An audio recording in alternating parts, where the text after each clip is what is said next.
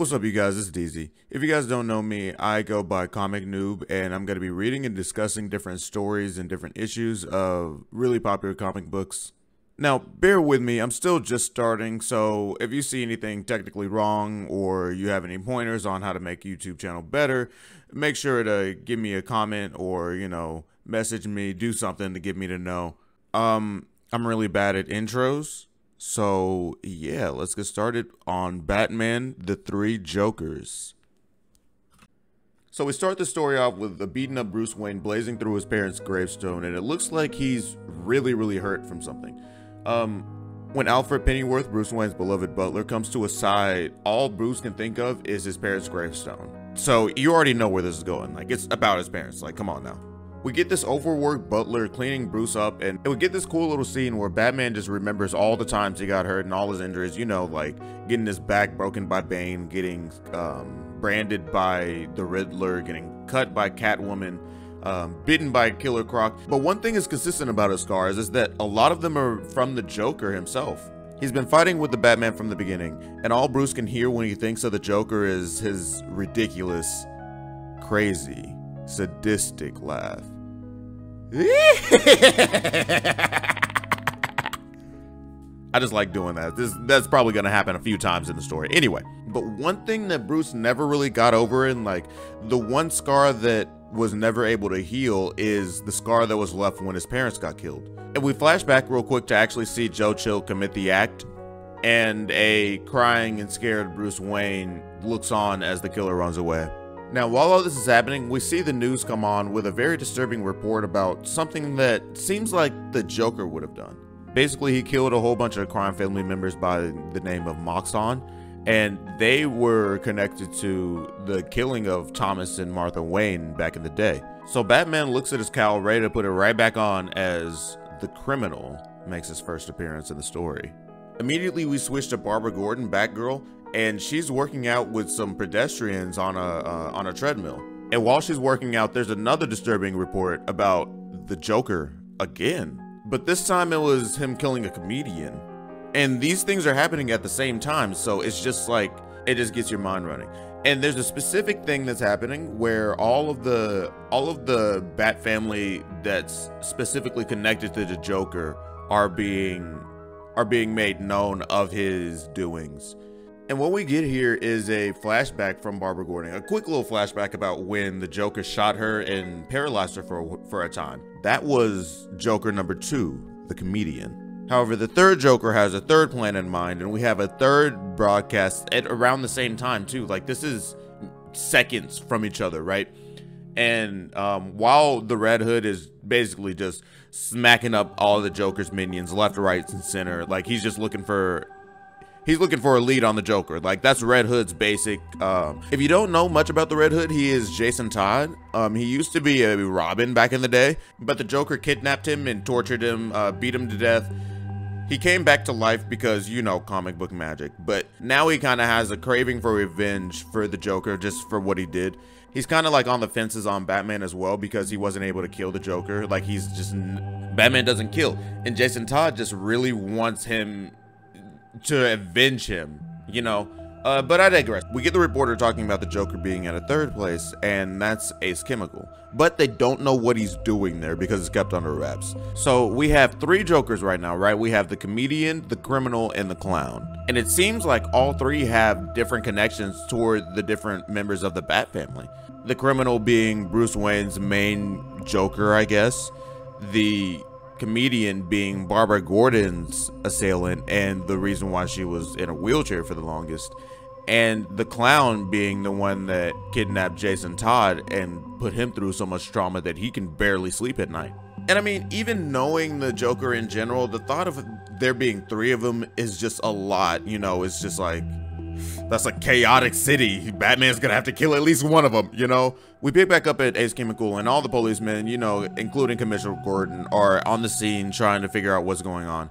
And Batman steps in the light while they're making bets on which Joker's the actual Joker, you know, like which one's real? Is it the one that killed the Mox and crime family, or is it this other one, you know? Batman like kind of ignores them making bets on people's lives and, you know, actually does his job. And he looks at the victims of the chemical factory and says that no DNA testing can be done. Like the Joker toxins and like all the acid and stuff like burnt off any DNA that they can use. But they were homeless, so it's like even hard. It would have been even harder for them to track down who they were before the Joker got to them anyway. And Batman, being the detective that he is, basically says that the Joker's, you know, he's either trying to play with us or he's trying to give us a clue. Like the Joker loves being chased. That's his biggest thing. Like he just really, really wants the attention from Batman, it seems. Now we get this cool thing where Batgirl comes on the scene and she's basically just like, yeah, the Joker definitely wants to be seen. Like all of those security cameras that are on, he was looking directly into them, laughing, smiling, telling jokes, all this kind of stuff. And she basically goes, you know, regardless of what the Joker's plan is, we have a vat of chemicals missing and a missing tanker truck. However, as they're talking strategy and we have the Batman actually being a detective, one of the Joker's victims starts laughing and yelling, "Help me." You know, like he's actually snapping out of the Joker toxin. You know, he gets booted on the ambulance real quick and Batman and Batgirl decide to give him an escort. However, during the escort, Red Hood comes in and starts to interrogate the victim. Like he's slamming him on the walls and stuff. It's like, man, I got a medical condition, help me. And you know, Batman comes in, starts fighting the Red Hood, makes sure that he doesn't like actually kill a random guy for no reason. And Barbara cuts the tires of the ambulance. I don't know why she did that though, because they actually need to go they need to go to the hospital. Like that's that's the reason why they're whatever. Anyway, Barbara Gordon's bad decision making aside, we turn back to the Joker where he's driving the vat of chemicals straight back to a secret lair in the woods, and with a what a life. He walks out, knocks on the door, and is met by another Joker. You comedians taking all the credit for everyone else's work. That's my shirt, by the way. Your shirt? Now who's taking credit for things they didn't do? My greatest act of madness thus far, but nothing compared to the one that's next for us. Come on in and hear what the boss has been cooking up. He thinks he's the boss. Well, one of us has to be. There's only one way to stop the laughter. An antidote that nullifies the toxins. I'm administering him a second dose to get his heart rate down.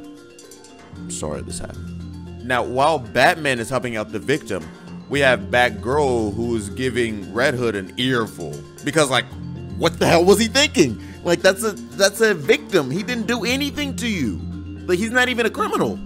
And Red Hood kind of justifies it like, oh, well, that guy had domestic assault. Like, he was at a halfway house and he did drugs anyway, so he was gonna get taken down by one of us regardless. And Batgirl's just like, no, don't do that. You know, don't start that right now. And Batman's just like, we gotta work together on this. Honestly, like, it looks like there's more than one Joker at this point, so we're gonna have to start actually making moves together instead of doing this apart, because we're gonna be just bumping heads like left, right, and center if we're gonna keep on doing this solo. So while this trinity is being created, another one works in the shadows already established. And then we cut right back to what seems like the Joker's leader, the leader of the Jokers, and he doesn't have a smile on his face at all. He's not laughing, he's not hee-hee and no ha-ha and nothing. He's just giving direct orders, like he is straight boss style, right? And one of the Jokers just like, you wanted to find things too much, my friend, but I'm all for giving this a whirl. Theatrics are my specialty. Now, while the Joker's making this little plan in silence, we pick back up with a Bat family going to Gotham Aquarium. One of the Joker's thugs that they were fighting earlier had remnants of seawater on it. Yeah, you know what? We're reading the Batman story. We're gonna keep going. We're not gonna think about that. We're gonna keep going. Batman's like basically trying to congratulate Jason and kind of reestablish a father-son dynamic between the two. But Red Hood's just not having it at all. You know, he's just like, these passenger seats are too small. It's like, you don't want me up here. It's like you purposely put the seat up a little too high. You know my legs are long. Are you okay, Bruce? And Batman's just like, bro, come on. Like, I literally just got this out the shop. But one interesting thing to note is that Bruce Wayne's parents actually built this aquarium. So we have this situation where one of the Joker seems more and more obsessed with Bruce. And in my mind, that's the actual Joker.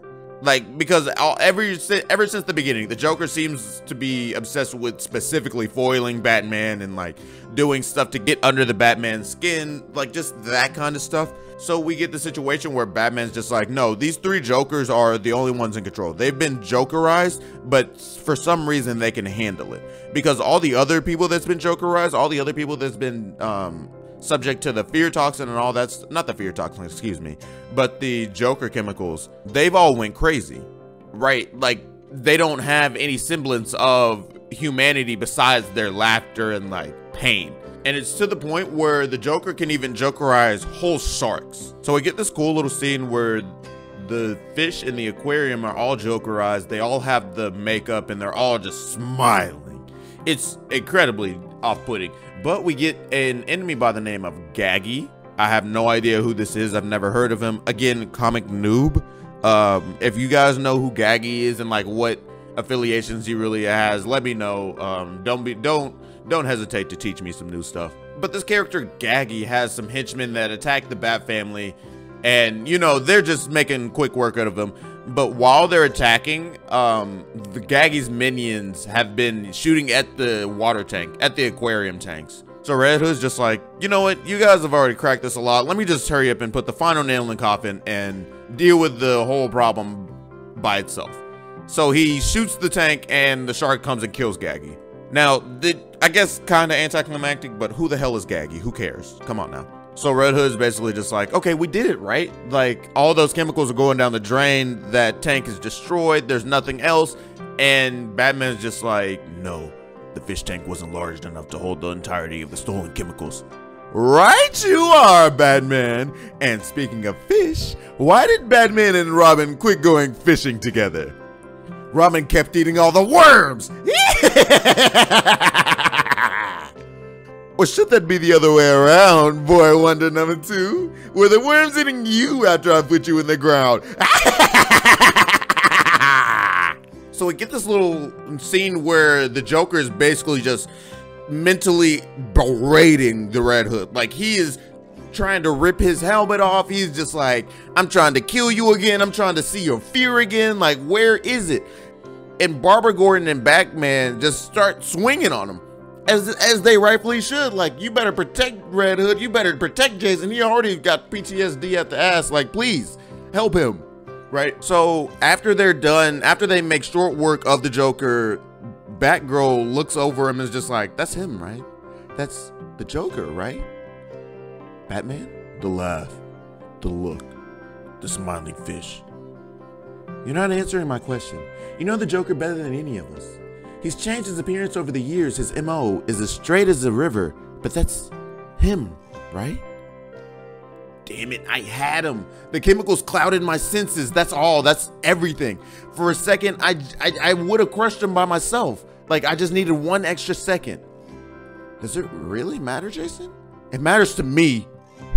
Bastard. Jason, stop it, please. So you see how rough Jason has it right now, right? Like, he's still not fully healed from this situation, and rightfully so. Like, he genuinely got beaten to death. And Batman still has parent issues from when he was like 7. So the whole Bat family just has like a whole bunch of mental disorders. Besides, I mean, Batgirl's kind of cool. Like, she got paralyzed and all that stuff, but she doesn't let that, you know, stop her from doing things. And we get a situation where Batman calls up Commissioner Gordon, is just like, we got one of the Jokers, like, come get him. He's just like, I'm kind of cornered by Joker number 2. And Batman's just like, okay, I'm gonna go get Joker number 3 then, while we have number 1 on the ground right here. Because the Joker always has something up his sleeve, no matter what. So Batgirl and Red Hood decide to chain up the Joker that they found at the aquarium and question him. Red Hood is kind of commenting on how different the Joker actually looks. Like, he can't really tell what it is, but it's just something slightly different about this Joker than the one that took him. Now, I guess they think that the Joker is still knocked out, but he's definitely not, as he lets out one of his maniacal screams and shoots out some acid trying to kill one of the two.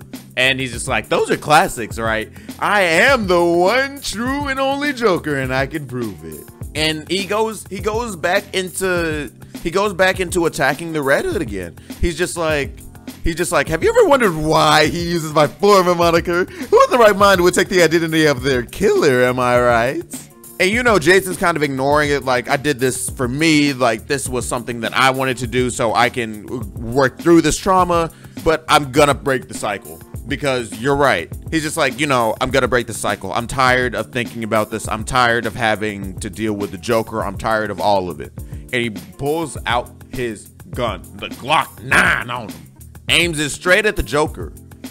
And Barbara's like, please don't do this. Like, this is not the Bat family way. We're not supposed to be killing anybody, especially the Joker. Like, that's Batman's that's Batman's mortal enemy. And the Joker's still just antagonizing him. He's just like, oh yeah, I killed this Robin. Like, I definitely did. This was 100% me. I remember every single second of it. You know, and the Joker was just like, do you remember the last line you said as the blood streamed in your eyes and your skull cracked, Robin? Because I cherish those words. I'll always cherish them. You said, please, stop, please. If you let me live, I'll do anything you say. I'll be your Robin. Do you remember that, Jason?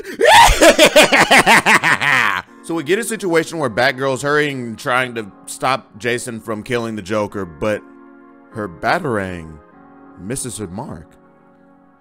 The Joker falls into a lifeless heap on the floor with blood gushing from his face. And Barbara's just like, what did you do, Jason? What the hell did you do? I ended it. No, don't tell me you didn't want this after everything he did to you. I didn't want this. Really? When's the last time you missed, Barbara?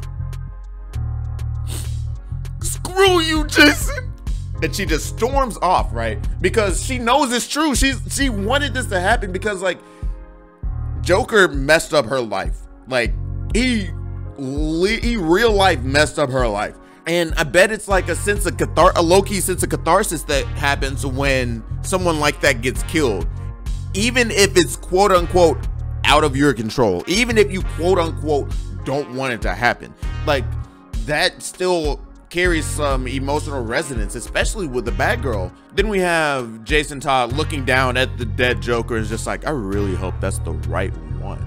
But that'll be it for issue 1. If you guys are new here, if you guys are just meeting me, make sure to like and subscribe, join the conversation. I'm always willing and ready to talk about this kind of stuff. And if you guys know more about Gaggy and more about the Joker, be sure to let me know and be sure to tell me which comics to read to actually get the full experience, because I am a noob in comics, but I do want to learn. So yeah, I'm bad at outros. Goodbye.